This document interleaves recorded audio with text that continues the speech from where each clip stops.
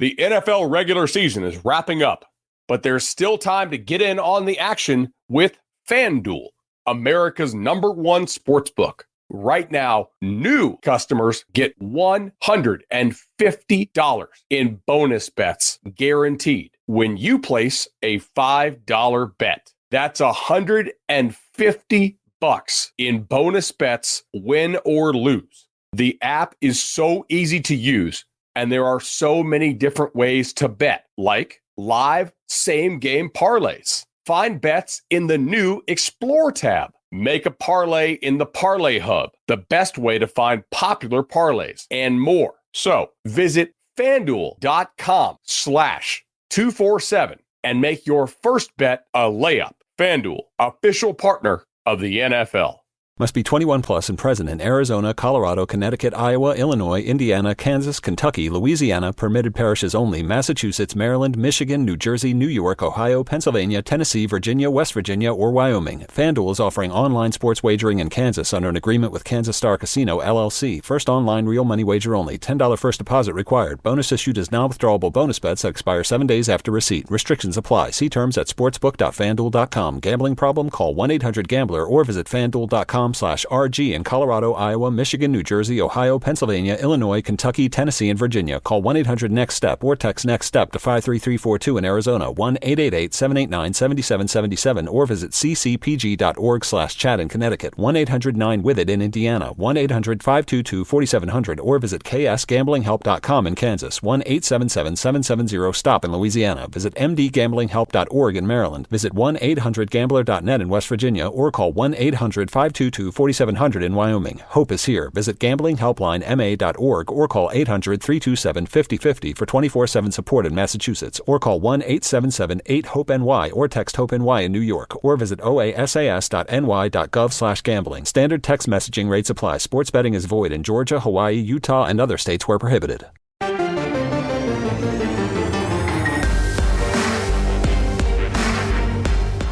Welcome to the PowerCat Podcast, GoPowerCat.com's Kansas State Athletics Show.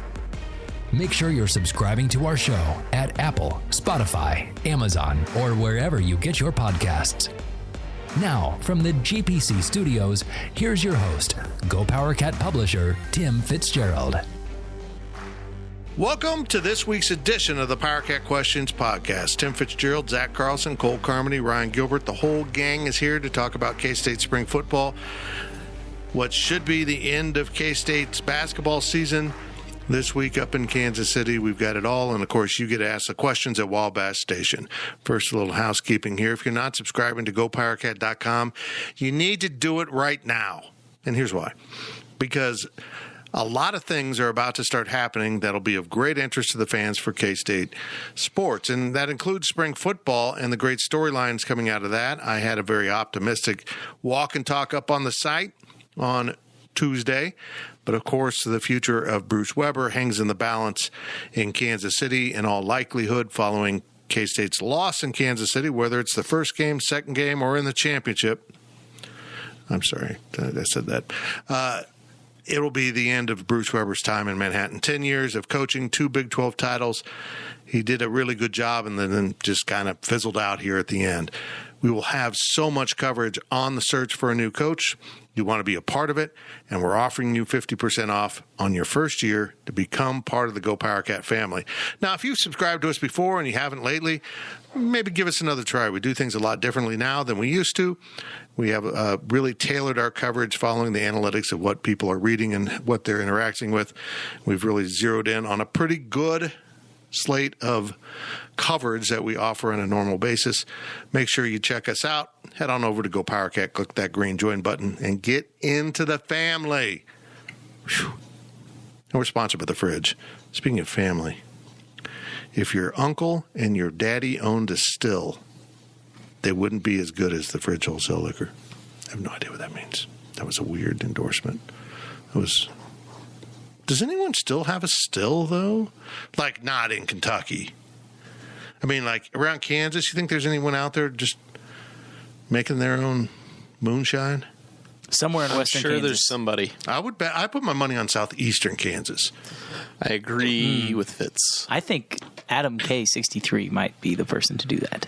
Oh, I bet Cephas would do it. Cephas. Throwing Cephas under the bus. I am. You have no business talking about Cephas behind his back. Here's how it works. You ask the questions at Wabash Station. Our VIPs, our customers, our subscribers get to ask the questions, and we answer them for all to hear.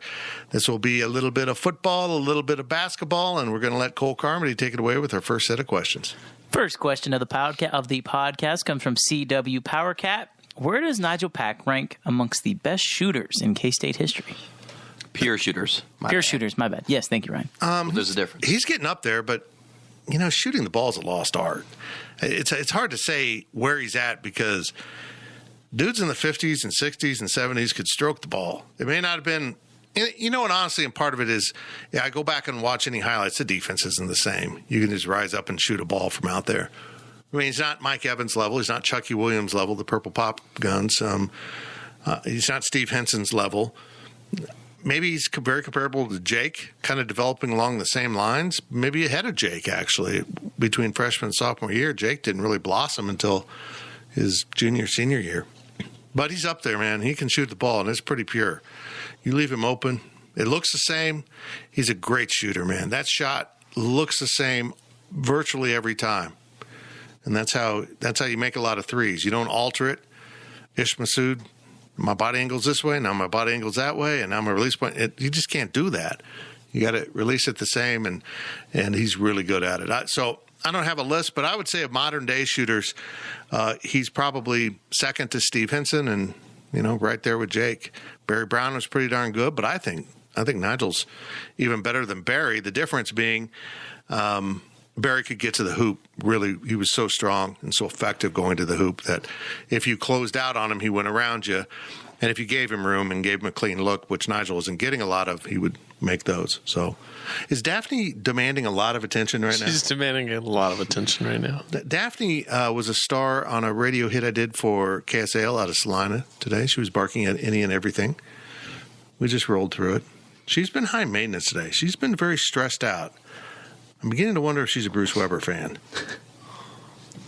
Too soon. Too soon? I think that Jacob Poland and Nigel Pack are the two best shooters, pure shooters. Excuse me, Ryan. I have to correct myself. The two best pure shooters that I can remember in K-State history. Now, granted, I'm younger than probably a lot of the people listening, so that might not mean much, but I just feel like every time Nigel shoots the ball, it's going in. And you hit the nail on the head talking about his form. It's like a baseball swing. And I compare a lot of things to baseball because that's what I know a lot about. And I think Nigel's shot is like a left-handed hitter swing because I've never seen a left-handed swing that I didn't like. And I've never seen a jump shot Nigel take that I didn't think was going in. Like, you look at Marquise Noel, and he's a good shooter. I mean, percentage-wise from behind the arc, maybe not so much, but he's a decent shooter. And you're right, the ball it feels like it's in the air too long. His release point's different. But every time Nigel shoots the ball, there's a good chance it's going in. And it's just like a hitter. If you put a good swing on it, more times than not, you're going to hit the ball hard. And Nigel Pack's shot it's really nice. Yeah, you bring up Marquise Noel. He releases from down in his chest, and he just kind of throws it high into the sky, and it's not a good shot. It's just not a good shot. And it's certainly not from distance. He so rarely hits those. It's just annoying to me that he still takes them. What about Marcus Foster? That's a guy that could score the basketball. He was more of a scorer than a pure shooter. That's what makes Pack special, is that you give him a split inch or a fraction of an inch, a split second of time, whatever it may be, he's going to get that shot off, right? And no offense to Poland or Foster, those guys, it seemed like they were taking more design shots. They were getting open on those shots. Pack is just boom. There's some daylight, and he's shooting it. Yeah, I think Marcus could have grown into that, no doubt. But he derailed himself, and I only saw him play the one game at Creighton, and K-State shut him down. But I can't imagine how much talent he wasted, because he was so good as a freshman until everything fell apart.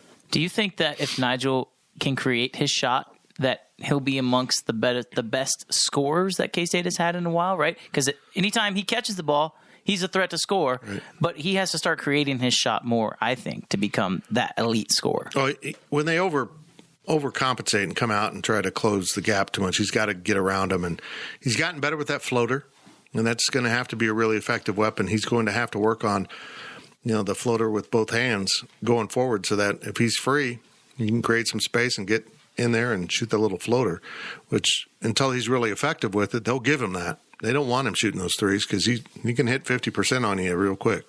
He does have a good step back, though. I mean, we haven't seen it a ton this season or last season, but you look at his high school film, he's capable of just creating that shot. Yep. Next question from 3G Wildcat. If you're the athletic director, what is your timeline for repairing K-State basketball? Yeah, that's a pretty good question. It's kind of a deep one. And I actually think the reality of basketball construction jobs has changed with the transfer portal. But I would think, a good 3-year window in basketball should get you there, right? Yeah. I mean, I don't see any reason why. Well, if they can keep elements of this roster together, I'm talking about Pack, and I'm still a believer Davion Bradford has a game. I saw it last year. He didn't forget how to play. He's just out of shape, and hopefully they can get him back in shape. But now with the portal, you can just go out and get some guys and totally change yourself. I mean, K-State had a heck of a problem with a guard from Oklahoma who started at North Texas. I didn't realize that North Texas for 3 years in a row have lost their best player to the portal, and they still win. So that's pretty impressive, and the reality is Nigel Pack might leave, and it may not be because of Bruce Weber leaving. I mean, it just might be he wants to move back closer to Indianapolis and just go play. But that can be overcome too with the portal. There's players out there. We at Kansas State tend to think, oh my gosh, where are you going to find these players? Look around this flipping conference, a number of good players that have transferred in, and transferred in sometimes from much smaller programs. Mm-hmm. There are good players all over the country, and if you can get them collected and stop at your place, then you're in pretty good shape. Bryson Williams is first team All Big 12, unanimous selection. He played the last 3 years at UTEP. So, yeah, to answer this question, I don't see, if you have the right coach, why it can't happen in 1 year, in 2 years. I mean, that's what I've told Ryan this. It's like they are 1 or 2 players away from being extremely solid. And if you have a good coach, then that extremely solid turns into above average, and that above average can turn into good. I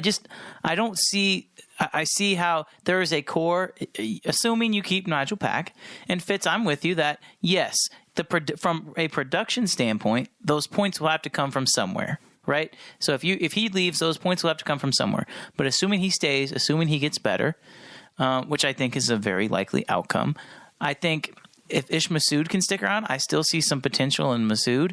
We've seen it at times. He can shoot the ball. He's just got to get stronger. He's got to get more physical. He's only a sophomore, right? If you can keep that core of Pack, Noel, Massoud, and if you want to throw Bradford in there, you're 1 or 2 solid players away and a good coach from being in the upper half of the conference. Realistically, could they have been 10th in this conference? Yes. But could they have been top half of this conference? Yes, they were at one point. So, I mean, I don't see why they can't be in the upper half of the conference next year if they get the right coach. I mean, that's what it all boils down to. Right. I think it's 2 years based on how they recruit, how the new coach recruits coming in. Because I think next year, I think they could make the NCAA tournament next year. That's your expectation every year, right? Yeah. So I think that, like you said, Cole, there are a couple good players away from being a decent team. And depending on what happens, as we've seen the last however many years with Bruce, he doesn't keep players for very long. 2 years is the shelf life.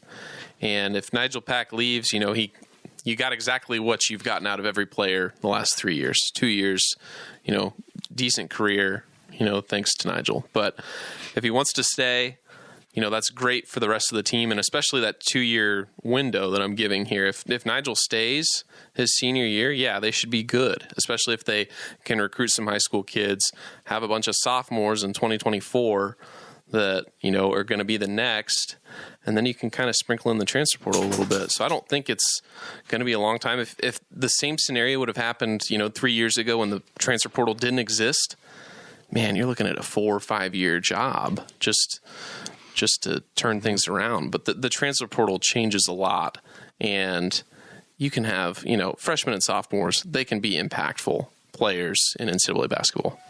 If you want to give a new coach 3 years as a timeline, that's way too long, especially with the transfer portal. Because if you're waiting on your Berries and Cams and Deans to develop, those 2 crappy years you've got the Texas Techs or whoever it may be in the Big 12, they're going out and getting tremendous athletes in the transfer portal year in and year out. Yeah, I mean, to be successful in basketball, the formula is right in front of us at both Kansas and Baylor, Texas Tech. You got to develop your own guys and use the portal, and it's been one or the other for the most part with Bruce Weber. I mean, they have a little overlap here. We'll never know, but I just wonder how he would use the portal into the future, and if he. I've been saying I hope he doesn't retire. I think he wants to coach. I mean, does he look like a guy on the sideline that's done coaching? I don't think so. And, maybe he'll go back to his alma mater in Milwaukee and coach some more and get 500 wins. But I'll be interested to see how he uses the portal up there at a, mid-major or even less. I'm very curious because you guys are all right. It changes everything. And that's why I think, and I've said, you cannot have expectations. You can't have low expectations. And I don't think K-State fans have low expectations, but they're going to hire a coach that they think can win right away. Right. And that needs to be the expectation. You have a very talented group of guys that have shown that they can compete at the highest level. So now it's about getting the most out of them and taking the next step, because I still am of the belief that if you were to have 4 or 5 other coaches in this conference, just take the coaches that are in this conference and put them on the sidelines for K-State, they're an NCAA tournament team. Yeah, it's going to be very interesting because the new coach has got to come in and demand that people be accountable and pick up his system, go find some guys that can help. And you're right, they could make the breakthrough next year because this team was close. And I get a little tired of people saying, well, look at all the close games they lost. They didn't – there's not a flip of the coin in close games. I mean, good teams know how to win those, and maybe it comes out of talent or just knowing who you are and what you have to do. It's clear to me this team doesn't know that, has no clue how to define itself in the closing minutes other than chuck up a desperation three-pointer, even if you don't need a three. And if someone can come in and refine that skill alone by adding a little talent, this team's going to win enough to get in the NCAA tournament. It's remarkable to me, if you look back over the last 5 games, that K-State could be in a position, if they had gone 3-2 or 4-1, to be in the tournament. And they played so poorly, now they're not in probably running to be in any postseason. I was very relieved to hear Bruce Weber say they're not going to take one of the tournaments other than the NIT. Whew, a little panic there. But they could be playing their way into the NCAA tournament, but now they've got to win in Kansas City 4 in a row to get there, and that just isn't happening. It's not. There's too many good teams. Next question from Salt Hawk Cat.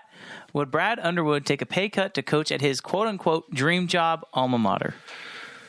Well, I'm not going to say no, but it's not going to be a dramatic pay cut. Nobody. I don't see that happening. I think it depends on the structure of the contract. Yeah, I could see it on paper being, oh wow, look at his base salary. He's making so much less. But if you put a whole bunch of incentives, win conference games, $100,000 a piece, win tournament games, you could put in some incentives. If he comes back and K-State's not good, that's the risk he took. But I could see something like that maybe. I think with Brad, if you really want to find a way of getting him, you're going to have to offer him to come home and retire here. And that's where the gamble comes in. Maybe you lower his salary, but you say, we're going to guarantee all 10 years. We're going to give you a 10-year, whatever value contract, and it's guaranteed. And here's your escalators. Here's your bonuses. Maybe it's a bonus-laden contract also on top of that. He's my age. He might be, I was young for my grade, so maybe he's 58 already. I mean, a 10-year contract gets you there. How the hell did I get that close to being that old? How is he that old? Well, because we graduated high school in 1982. Jeez. He took a covered wagon. They didn't have vehicles in McPherson back then. Did you know that? McPherson didn't have automobiles till the 1990s. Yeah, it's true. Wow. It's on the internet. I think it was Reddit. Do they have the internet yet? They do. They do. Yes, they got it last week. Last week they turned the internet on at McPherson. McPherson, I'm just kidding. I love you. I bet you they have fiber now too. They probably have better internet than we have here at this fine studio. Am I crazy for thinking this is all about optics? Like, you have to make it seem like this is not a step down, right? I mean, that's all that it is. And if you offer a 5-year contract with the same amount of money that he's making, I mean, you have a good chance. But you have to make it seem like, you guys are right. You have to make it seem like, hey, this is home. And quite honestly, if I'm Gene Taylor, I love that idea, Fitz. This is yours. This is your program, right? They've had a chance to hire him 2 times and they haven't done it. And for whatever reason, it just hasn't happened. Now they have an opportunity to do that. Opportunity, as Daphne just blissfully pressed the airwaves. She did it again. You're right. You just, I don't. If he's the guy you want, you back up the Brinks trucks, and you say, "What do you want? What do you want?" And it takes quite a bit of money just to release him from the contract at Illinois too. Let's be really honest here. It's easy for us or fans or anyone to say that, but Gene's got to oversee this budget. And so as the ever wise Jay Heidrich, Southpaw, told me, K-State can afford to hire Brad Underwood. They can't afford for Brad Underwood to fail. And where it gets interesting is Chris Kleiman push back and say, look, I'm the football guy. And that is the bread and butter. That does make the big money. I personally don't think Chris Kleiman would feel that. I don't see Chris as that kind of guy, but Gene may feel motivated that he needs to even out the pie a little bit. And then it starts to escalate and get expensive. But here's the reality of the situation, and I've talked to some people about this. We're still not anywhere clear of the super conference concept. The SEC still, they've kind of backed down a little bit with ESPN. They kind of shied away lately because there's been some pushback. But there's a lot of thought among higher circles that we are at a fracturing point pretty soon. And why the playoffs being delayed, that is the fracturing point. That they may never get to an expanded playoff because by the time we get through this contract, we might have a subdivision of another subdivision of Division I. Not just the FCS and FBS and football, but basketball might divide out. And the great question is, are we going to turn student athletes into employees?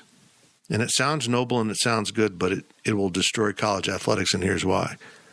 Once they become employees, Title IX no longer applies.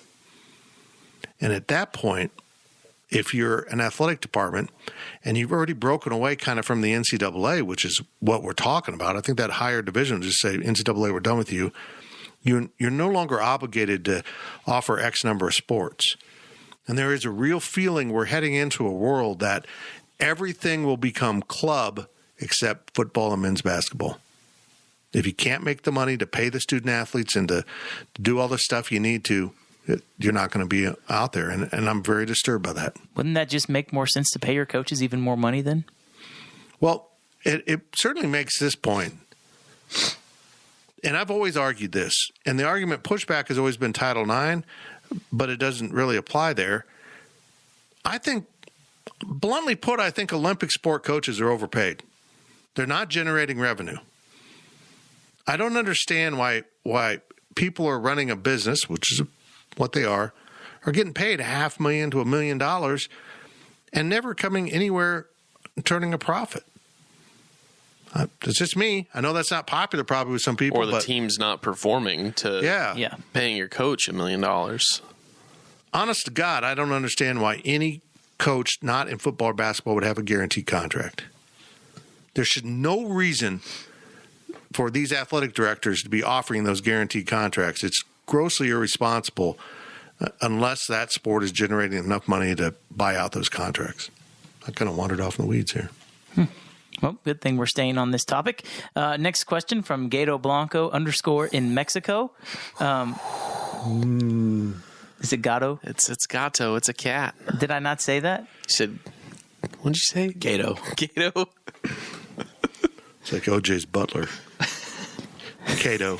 I got that. He's going to be mad at me now. Sorry, Gatto. Outside of Brad, who do you want to be the next basketball coach that is at least a little bit realistic? I'm a Chris Jans guy. You know what? And I'm going to brag. I pushed Brad Underwood twice now, and nothing's happened. I wanted Steve Forbes, and now he just signed basically, a lifetime contract at Wake Forest. Apparently pushed him too hard to John Curry. Shit, my bad. But Chris Jans is, everyone wants to say go hire Huggins.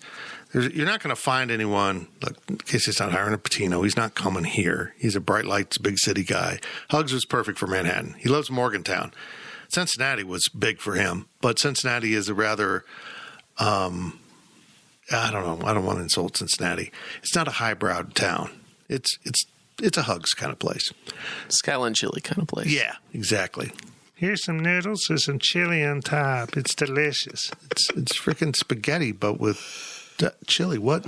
It's what we're known for. No, it's not. Anyhow,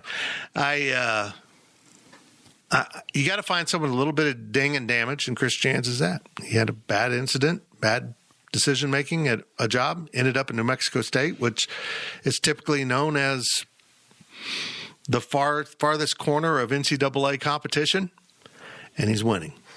And, what I like about hiring someone in their 50s is they're looking for that spot to stay. Basketball coaches are a little bit more, once they get to a spot, they're going to stay there. And when they get to an age. And I think that's what he would represent. That's just my guy right now at the moment. But I'm telling you, when we release the hot board, you guys are going to be really fascinated at some of these people that we've dug up with either connections to Gene Taylor, or we've been told have had an interest in this job. And there's some people completely off everyone's radar. You may not even have heard of them, but they're very, very intriguing. Is it weird that I think Chris Mack would be an interesting name too? Well, I don't think he's going to coach I think he's decided to sit it out and not just his cycle. I mean, I think he said he wants to take a couple of years off. I think what happened in Louisville with his assistant coaches really burned him out on the profession. I just, like I said last podcast, I think there's so many buts. And that's just kind of where this program is right now. You're not going to be able to get a huge up-and-comer. I mean, I wouldn't think. I know the Murray State coach is a very popular name among K-State fans right now. You're not going to be able to go out and get somebody that's a super up-and-coming name, because if they think they're that good, then they're not going to want to come to K-State. And quite frankly, if they see K-State as a stepping stone job, that's not who you want. You're right. You're right. Exactly right. You want somebody that's going to stay here, because it's not. K-State is a destination job. It may not have looked like that the past 3 years, right, but K-State is a destination job. Frank Martin didn't leave to go take a job somewhere else because he wanted to stay for life. Right. He really did. And Bob Huggins left because he went home. Right. K-State is a destination job. That is just the bottom line. It really is. And what dented that more than anyone was Lon leaving after 4 years. I'm still just mystified, and we all know the stories, but that really damaged the reputation of the program. And then Altman came along, and K-State hired him too young. We all wanted Altman at the moment, and then it became pretty clear he was in over his head. We knew he was going to be a great coach. He turned out to be that, but he just wasn't ready for this. He needed to be in Creighton. And then he went into the spiral of the Asbury and Woolridge, and we had it fixed, and it's been unfixed, and it's very frustrating to me. It's very frustrating to other old timers, even particularly guys even older than me. I value K-Ned's input because he's so familiar with the rich history of everything and where this program should be. Up until Pontiac, Michigan, the program was far more comparable to KU than people understand, because KU wasn't KU. KU wasn't really KU, as a modern power. They'd had their great years, and they had an advantage in the series, but going way back. But that national title changed everything for Kansas, and that loss in Pontiac to Kansas changed everything for K-State. And it's I hope they find someone that appreciates the history, understands who Jack Gardner, Tex Winter, Cotton Fitzsimmons, all those guys are, how important they are to not just K-State basketball, but to basketball, college basketball in general. And they honor it by coaching their butts off and recruiting their butts off. And they find the right guy. But, when Wally started investigating candidates, he didn't just look for young coaches. He looked for young coaches that would have a reason to come here. And I don't see a guy from Murray State coming to the middle of Kansas. I just don't. So we typically look for Midwest guys or guys with ties to Taylor or ties somehow that made sense here to stay within the conference, the region, or familiar bosses. And that's pretty much how we culled the list. Excuse me. Puberty's hell. Puberty is hell. I blame your dogs. Okay, whatever. When is KU basketball going to turn into Texas football, where they are not good anymore, but the media still hypes them up as they're good? Well, When Bill Self leaves. Bill Self's. I know everyone hates it. I know you can sit there and say he cheats, but when Bill Self's done, then they're going to have issues. They really are. I mean, they were starting to have issues with Roy, and then Coach Self came along. Now, the ever-reliable reporter that covers KU from San Francisco, The Scoopmeister? Scoopmeister,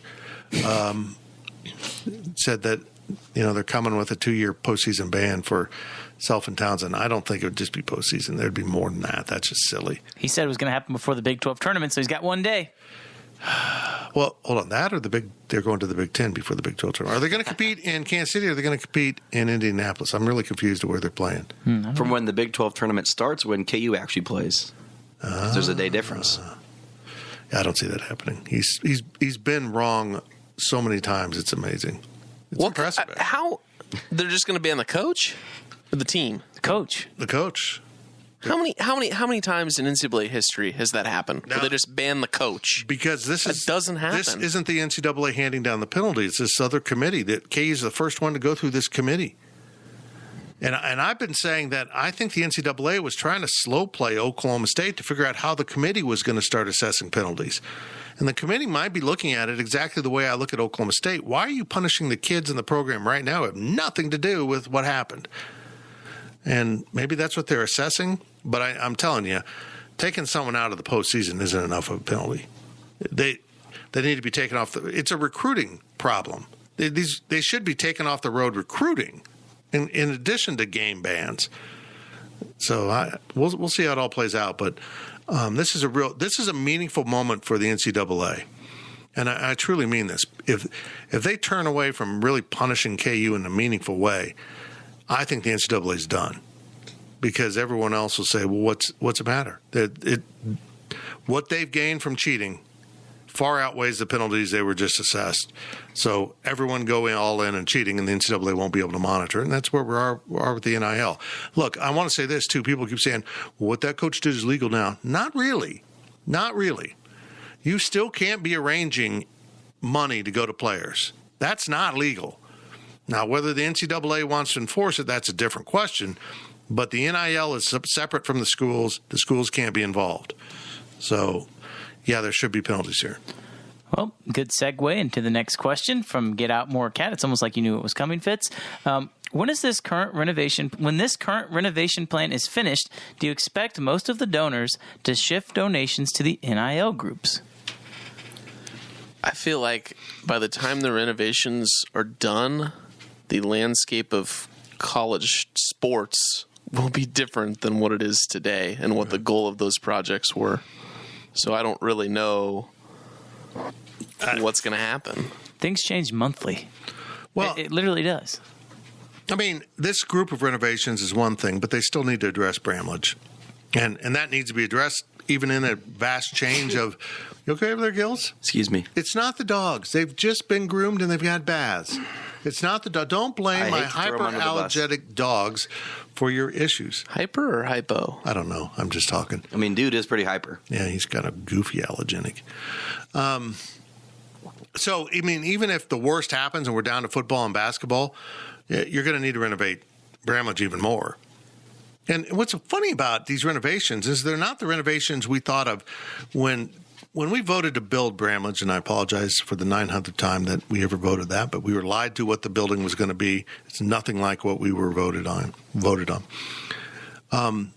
They were looking at 15,000 seats. I said, you don't need that. And in hindsight, K-State might have been able to fill that in the heyday. When Ahern was rocking, I think they had 12 and eventually dropped to 10 or 9. Are you going to sneeze now too? No. I look like you're... My phone dropped. It looked like I could sneeze. I mean, we got a lot going on in here. Right now with arenas and stadiums, it's all about suites and loge boxes and things that are a little bit more than just going in and sitting in an 18, 17-inch seat. And I don't know what he's doing. And I wish we had video to show you guys how weird this dog is getting.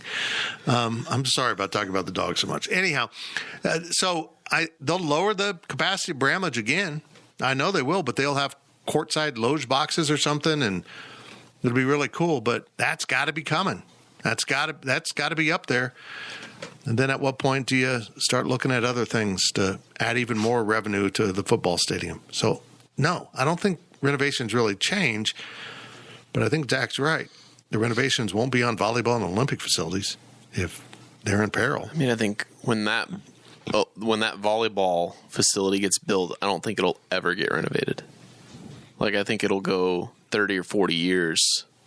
Maybe not major that long, renovations. but it's not going to have. It's going to be the building it is, right? I think for the most part.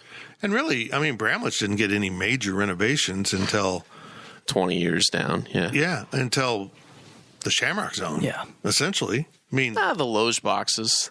Yeah, those are pretty. Those were like a local construction company could build those. Cephas and his buddies go, hey, how you doing? We're going to put in some of these loggy boxes. Yeah.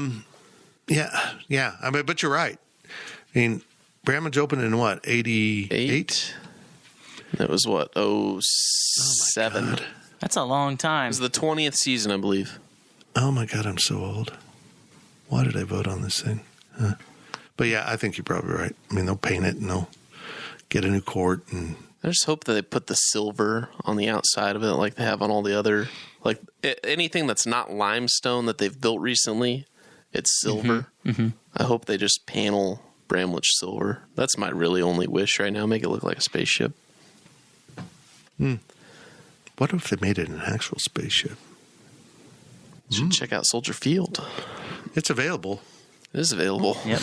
Just move Soldier Field to Manhattan. Yeah. Last question of the first half comes from Eric Schneid. I know there's still a whole baseball and other spring sports season to go, but what's been your favorite K-State sports moment this year, 21-22? That's be winning the Texas Bowl? Well, Texas Bowl, but Aoka going for 61 is pretty incredible. Yeah. It's an NCAA record. It's not just a school record. It's a women's record.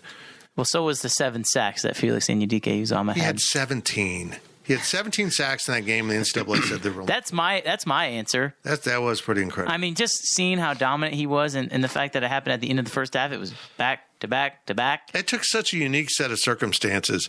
At that point, Gary Patterson was so done coaching this team that he was like, "Screw you, left tackle. Have a bad day." I mean, his own guy just like put him out there as fresh meat. It's been some moments. I'll remember that for a while, I think. Beating Stanford.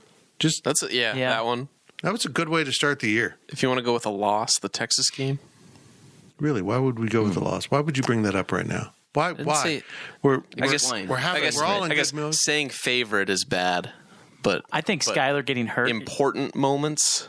What about Skyler getting hurt and Kleiman going out there and I just remember feeling so terrible for Skyler when that happened. Didn't care about the team, didn't care about the result, but feeling I haven't felt that bad for a kid in a long time. And I remember just feeling like this gut punch just was ugh. Why is this a good thing? I'm just thinking now we've shifted into impactful moments now. My favorite was the Fort Hays State. Oh, that was last year. Never mind. That's it for the first segment of the Power Cat Questions podcast, sponsored by Fridge Wholesale Liquor. Fitz, Zach, Coles, and Gills. We all have Z's in our names today. and we will be right back. GoPowerCat.com's PowerCat podcast continues after this short break. JamesAllen.com is the online destination to easily design a customized engagement ring and save up to 50% compared to traditional stores. You pick a diamond, whether it's lab-created or earth-created, James Allen has over 200,000 conflict-free stones. Then you pick your ring setting and metal. And if you need some help, they have real-time diamond consultations available, where an expert can walk you through it all. Get 25% off your order at JamesAllen.com, code PODCAST. That's JamesAllen.com, code PODCAST. Passion, drive, and patience. What brings home the winning trophy is also what keeps your ride or die alive. eBay Motors has everything you need to maintain your vehicle and level it up to peak performance, from superchargers, roof racks, exhaust kits, LED headlights, and more. Whether you're into speed, power, or style, eBay Motors has got you covered. With over 122 million parts for your number one ride or die, you'll always find exactly what you're looking for. And with eBay Guaranteed Fit, your part is guaranteed to fit your ride every time or your money back. Because with eBay Motors, you're burning rubber, not cash. With all the parts you need at the prices you want, it's easy to turn your car into the MVP and bring home that win. Keep your ride or die alive at ebaymotors.com. Eligible items only. Exclusions apply. Welcome back to the PowerCat podcast. Now, let's return to the GPC studios. Welcome back to the PowerCat Questions podcast, sponsored by Fridge Wholesale Liquor.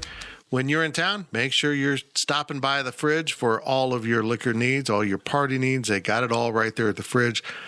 Zach, should I stock up at the Fridge before I go to Kansas City?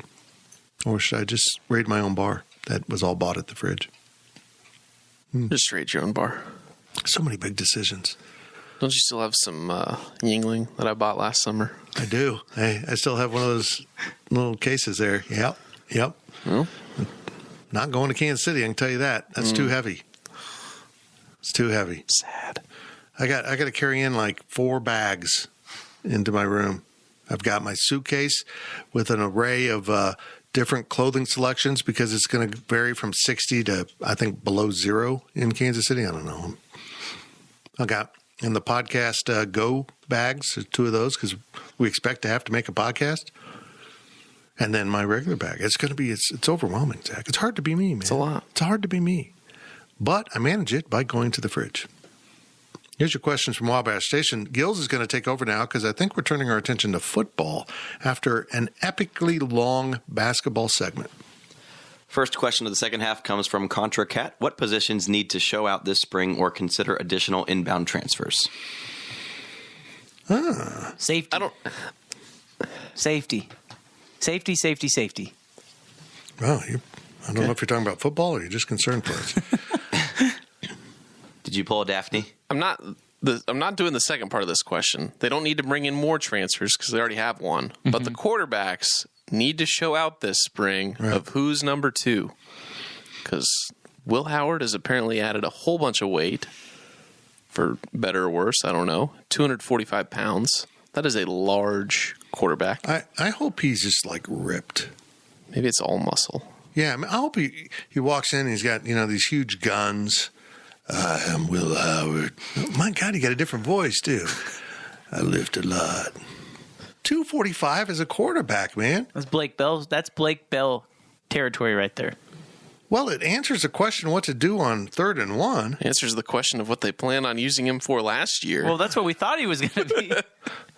Well, I think that was the plan. Just the guy who came up with the plan never executed the plan, and now he's got the plan somewhere else because he's not here anymore. That makes sense? Yes. Okay. So not safety then? I think that just the back end of the defense, that safety certainly, but I think they need some depth at corner.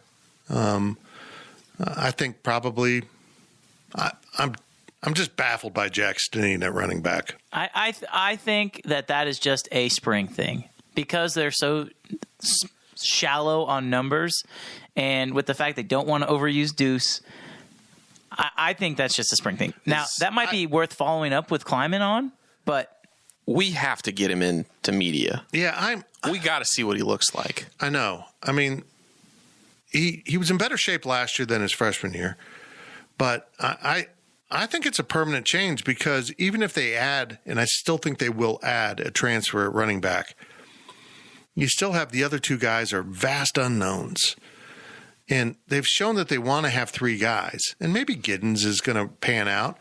But if you've got Jax, you know with the transfer, you're probably going to have the three guys you want.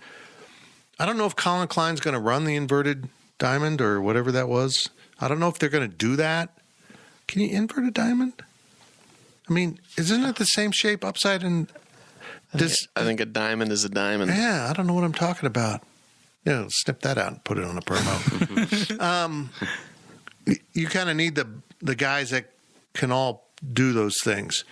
And I think Jax is intelligent enough to take on knowing exactly all the plays as a running back or a fullback. I don't think that's a big deal. Well, okay, now maybe this, and tell me if I'm crazy, because I could be. I've been called crazy before. Mm-hmm. New tight end coach. Is he just tight end coach, or is he fullbacks and tight ends? Fullbacks, yeah. Okay.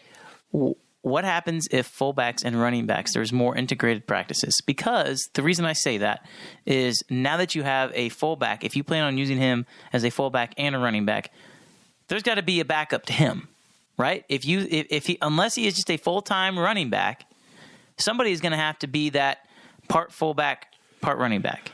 And so I think this could signal that there could be some crossover between fullbacks and running backs as far as, hey, we'll spend half the time with the tight ends and half the times with the running backs, as opposed to it felt like most of the times those fullbacks were with the tight ends completely. Yeah. I think with the new offensive coordinator, that could be a possibility. And I think we might see some more fullbacks get the ball in a running back type situation because of, well, there's a new offensive coordinator, there's a new tight ends coach. And so I could see them trying to do something differently because those positions were vastly underutilized under Messingham. Well, let's not forget Ben Sinnott played fullback and tight end and got the ball thrown to him in the bowl game. So I think we'll see, a use of all these guys that we haven't seen. Next question comes from Duria. Who are some potential players who might be coming out of spring practices much developed from last season? Well, keep your eye on the offensive line. I mean, I don't think it's all set in stone that they lost their three interior guys, so they're just going to find three new interior guys. It became very clear to me that they want to move BB inside. And I've known that. They've always said that. But hearing Kleiman on Tuesday, they really want to find a true tackle. And, are these Carver Willis and Mitchum? Is anyone ready to step up? And I think they really want that. Because I think his future's on the inside. I mean, his NFL future's on the inside, so they kind of owe it to him to get him on the inside a little bit. One of these young receivers, I'd really feel a lot more comfortable about receiver if they stepped up. I think it's Sebastian Taylor. Could be. Comes back from injury. Not a young receiver, but yeah. Not a young one, but Chris Kleiman said, hey, he's healthy now. He needs to have a good spring because, he's shown some flashes every once in a while, but the last 2 years he's just been non-existent basically from injury. So hopefully he's back healthy. But I think that he's somebody that could be a lot better than he was last year. Can I stick with the safeties and say TJ Smith? Yeah, he needs another one. Yeah. Because, he has to have a good year. And there's no reason he can't be. When I watch TJ Smith, I see just a young version of Deron McPherson. That's all that I see. A guy who comes down, who hits hard, who can play that hybrid jack position. I don't see any reason why TJ Smith can't have a breakout year. And to go along those same lines, I think Marvin Martin, right back. I'm going to continue to harp on the safety position because if there's one thing that's going to hold K-State back this year, it's that position. And so I think those two guys are guys who we could come out and see a lot of development from, specifically TJ Smith.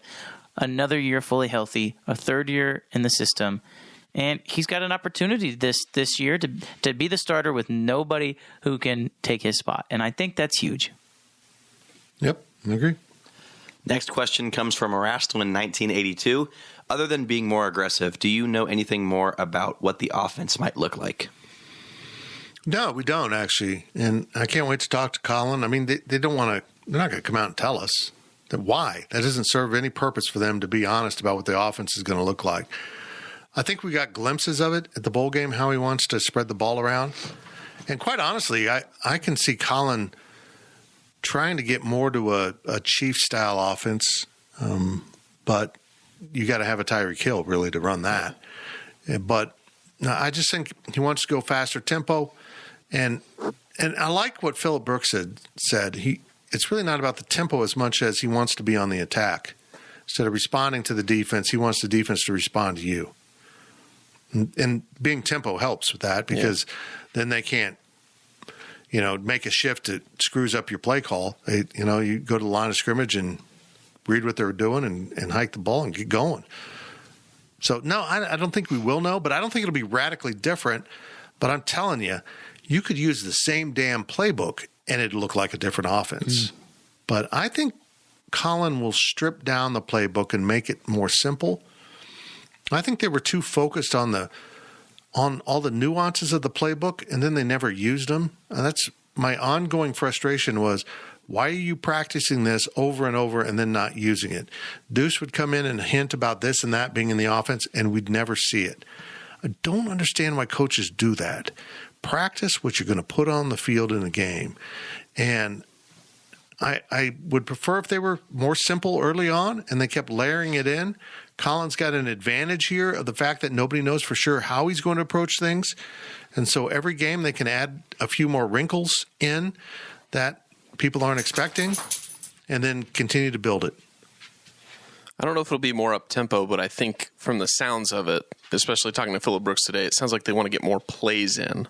So I think that, getting, plays in from the sideline, not kind of sitting up there and wasting your time, letting the play clock get down. I think that you'll see a lot quicker pre-snap, I guess, so to speak. I don't think that, again, I don't think this offense, I don't think Colin Klein's going to run anything remotely close to, snapping the ball at 28, 29 seconds on the play clock. But I think that you're going to see a lot more efficiency, getting set, getting ready to go. More tempo. I mean, that's more, all that is. More tempo, but nothing completely turbo like, your Baylors or Oklahoma States. Well, K-State had no tempo. I mean, let's just call it how it is. They went no huddle when they were in a 2-minute warning. They could be down by 2 scores with 5 minutes, and they were not going tempo. They just didn't do it. And it's maddening as someone who watches football and covers the game because you see these other teams, right? I mean, K-State's beating a team by 2 scores. They'll go tempo with 5 minutes. Courtney Messingham refused to do that. I'm going to correct you on something. We asked him, I can't remember where it was, after what game. He said, we were in tempo. Remember that on a Thursday press conference? And we looked at each other like, that was tempo? Yeah. I mean, compared to everyone else, you're still going really slow. So I think that's something Colin will address. He's not going to be slow. He's not going to be fast. He's going to do whatever they need to do within the moment. Ryan Gilbert's allergic to the truth. I am speaking. But I think little nuanced things like you've got a controversial catch. I think Colin's smart enough. Let's get to the line. Let's be yelling turbo or whatever your keyword is, and let's snap the ball before they get the replay in. Little things like that, little nuanced things like that by an offensive coordinator can really help a team overall. Steal a play, steal this or there. I'm all for it. I think Colin's such a bright guy. I'm really excited to see what he does. And I think having a first-year coordinator and a first-year quarterback in the system actually works to their advantage. And this is my explanation for that. You're learning together. Is there going to be growing pains? Sure. But if you were to have a seasoned offensive coordinator like Courtney Messingham, if you have Adrian Martinez in Courtney Messingham's offense, I just wonder about is he going to adjust the scheme to best fit his players? Well, if it's not working, Colin Klein is saying, okay, is it not working because of the scheme or is it not working because of the players? I don't know, but I have to fix it. Right. I'm not saying Messingham wouldn't have that approach, but I feel like there was some, it's worked in the past, so it's going to work again. And I don't get that vibe with Colin. No. And so I think that works to K-State's advantage. Not to bash Messingham, but I think we're going to see fans become a lot more happy with the play calling on offense. And, if it's 3rd and 1, that ball's at least going to travel past the line of scrimmage if you're throwing it. You're not going to leave Deuce Vaughn alone in the backfield with no option out or second, what's that called when you have the backup? Second read. Sure, second read. None of that. Fans are going to be more happy with Colin Klein, I feel. Mm-hmm. I would agree with that, totally. Next question comes from Claws Out, Balls Out.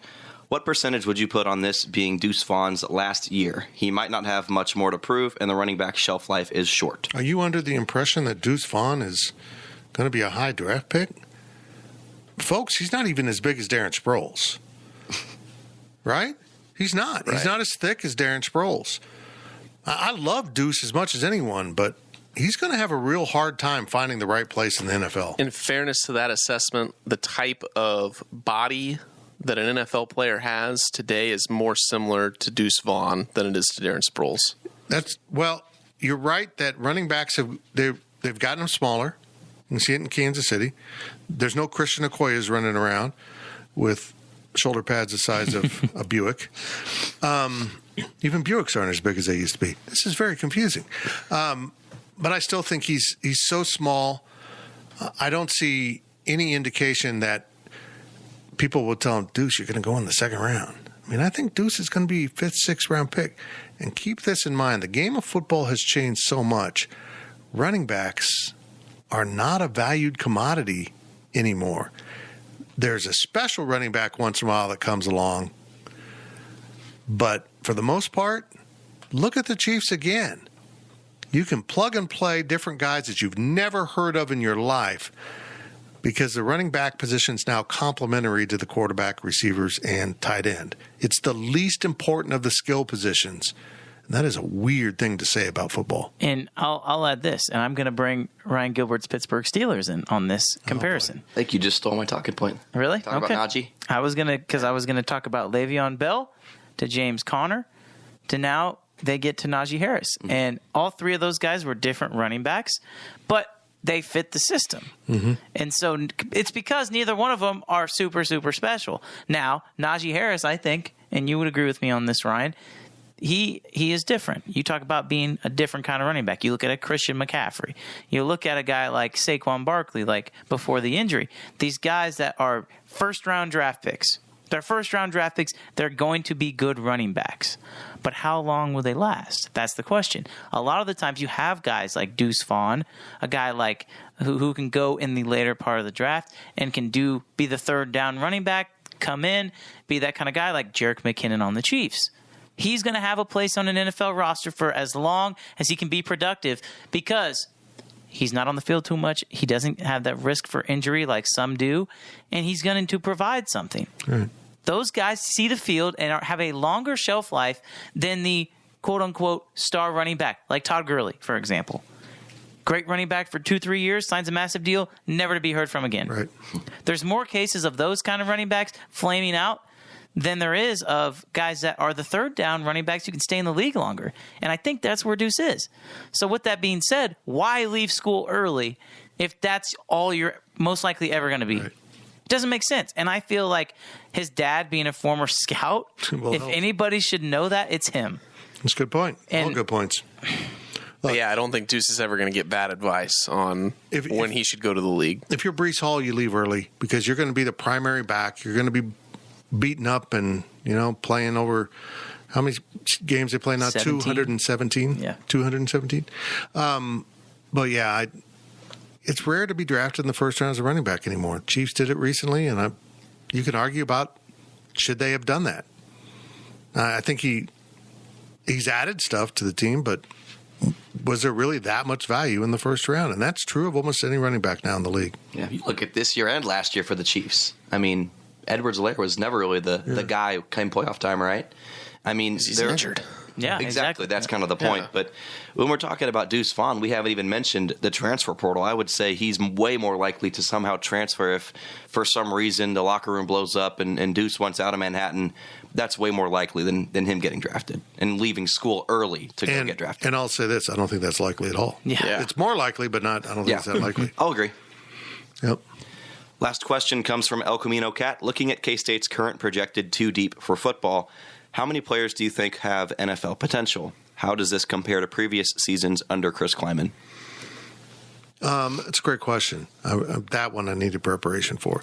I think they're producing offensive linemen that are NFL caliber, and I think we're beginning to see the edge rushers. And we talk about the importance of running back going down.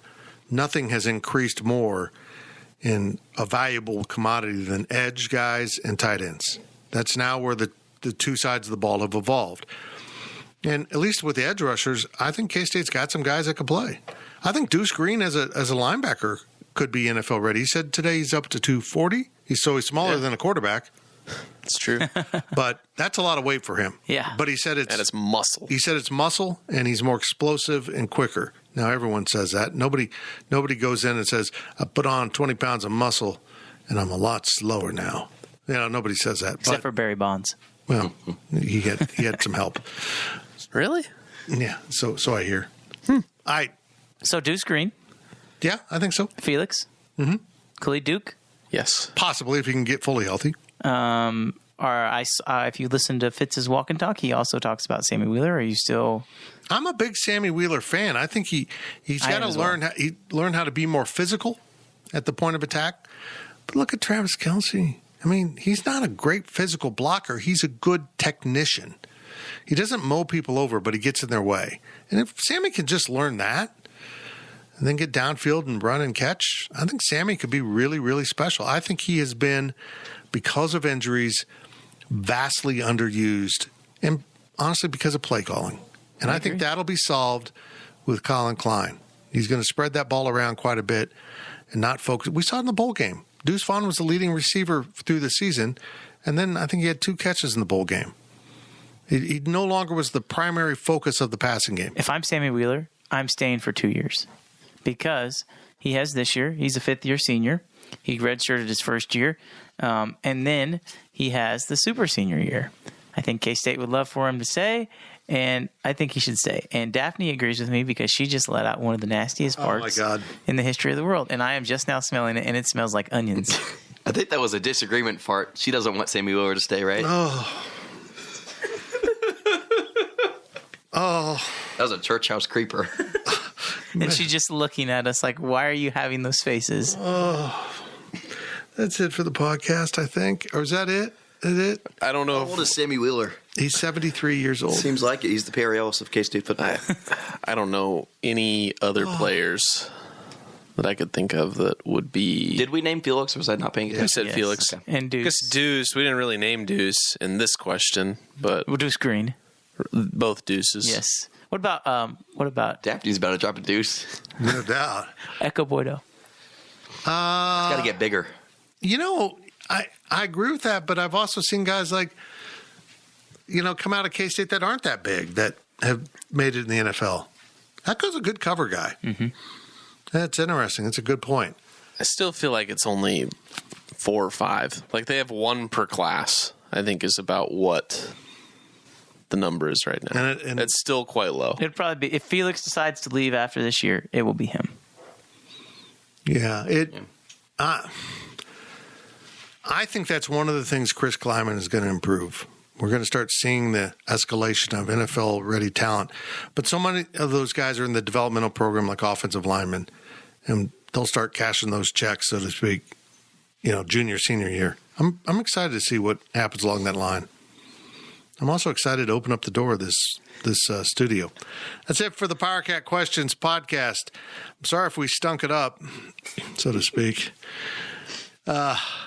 We'll see you in Kansas City. I plan on staying up there for a while. I don't know if K-State's going to win and stay with me, but I don't have room in my hotel room for the whole team. That's just weird. They shouldn't stay with me. We'll see how K-State does today, because this goes up today, up in Kansas City. Thank you for listening. We'll be back next week with more of the PowerCat Questions podcast. Thank you for listening to the PowerCat Podcast. Make sure you're subscribing to our show at Apple, Spotify, Amazon, or wherever you get your podcasts. PowerCat Podcast. All rights reserved. GoPowerCat.com.